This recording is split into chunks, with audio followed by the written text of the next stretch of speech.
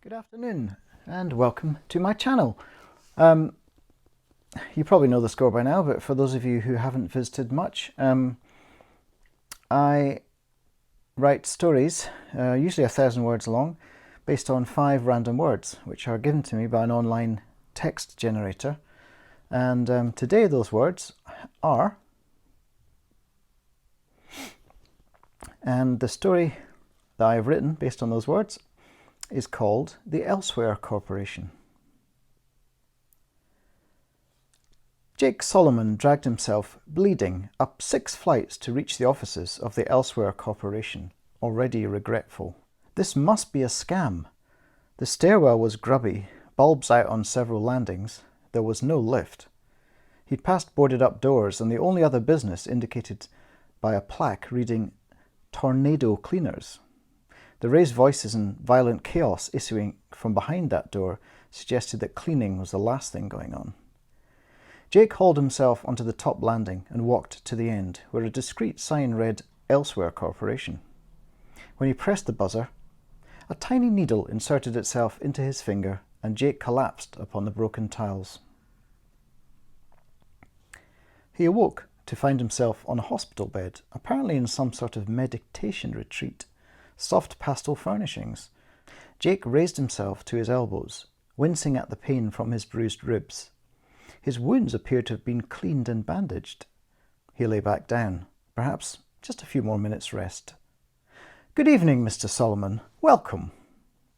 The voice came from a tall, thin, Middle Eastern gentleman in a black Nehru suit. "Who are you? What happened? Was I drugged?"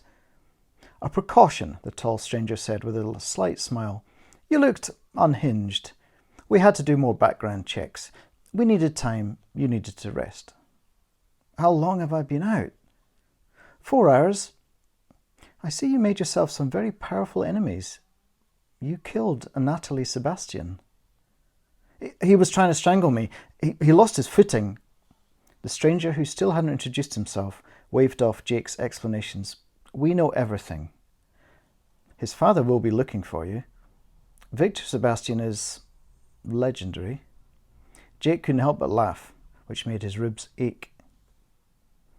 "I assume you will be requiring our services," said the stranger.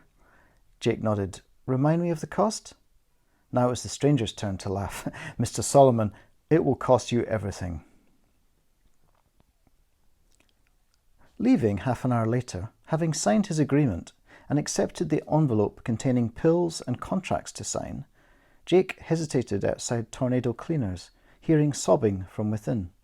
He looked through the letterbox. A young woman sat slumped in the hallway, crying into her folded arms. She looked up at him.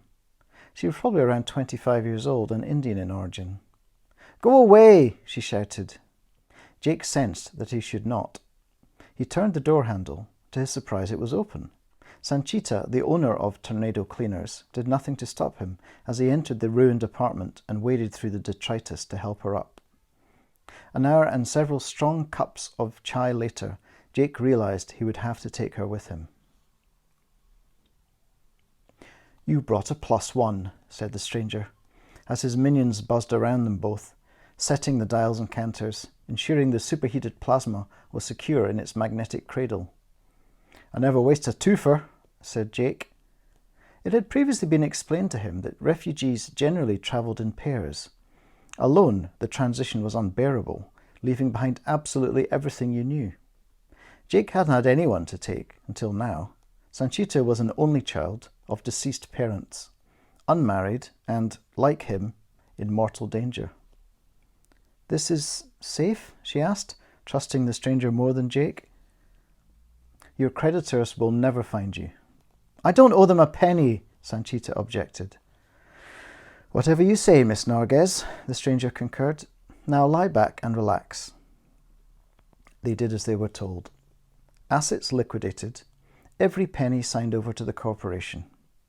Was Jake throwing in his lot with charlatans? As the drugs and particle showers took hold, as reality slowed and slid diagonally away, Jake hoped he hadn't committed the biggest error of his erroneous life.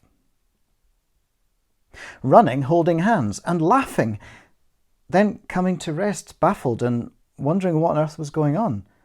Halfway down Primrose Hill, Jake and Sanchita stopped to catch their breath, astonished by the transition. "Fuck me, it worked," said Jake. I can't, said Sanchita, struggling to form any sentence adequate to the situation. They were no longer in Chicago. Where was this? England? "Hello!" A voice from behind them. An urgency of tone. Jake turned, recognizing the accent. Polished, Russian-inflected English. There he was, Victor Sebastian in the flesh. Lean, lethal, smiling? Jake reached for his missing blade. He could still taste the bitter tang of the transit drugs. The knife was absent because it had been taken. Along with his old clothes, his city, his identity. "You dropped something," Victor said, walking to where Jake and Sanchita stood holding hands in a grip of sheer desperation.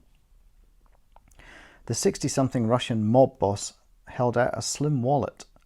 Without a word, Jake took it. Sanchita managed to summon a sentence. "Thank you, that's very kind." The wallet contained a lot of paper, British money, and a driver's license. His face, someone else's name. Victor wore a slightly concerned smile. "You okay? You look confused. This is yours, isn't it? I saw you drop it." Jake nodded, trying a smile of his own. "It is. Thank you. What's your name?" "Victor," said the man who should be murdering him. "Have a lovely day now."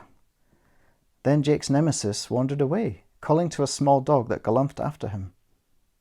"Jake, look at this." Sanchita was showing him something she'd found in her handbag, a dark oblong. An ancient phone, perhaps? She stroked it, and its screen came to life, revealing the date.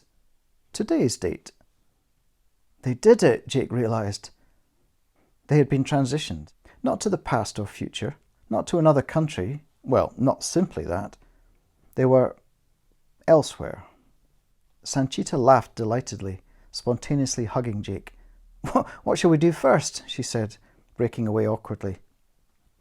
Jake squinted into the sunlight, noticing a small parade of shops and cafes at the bottom of the hill. He thought about all that paper money. "I could really do with a coffee," he said, assuming they have that here.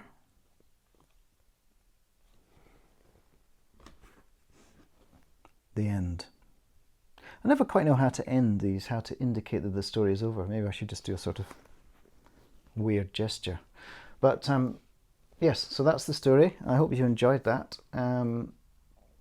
Ended up being another peculiar science fiction sort of slipstreamy thing, but that seems to be my default mode.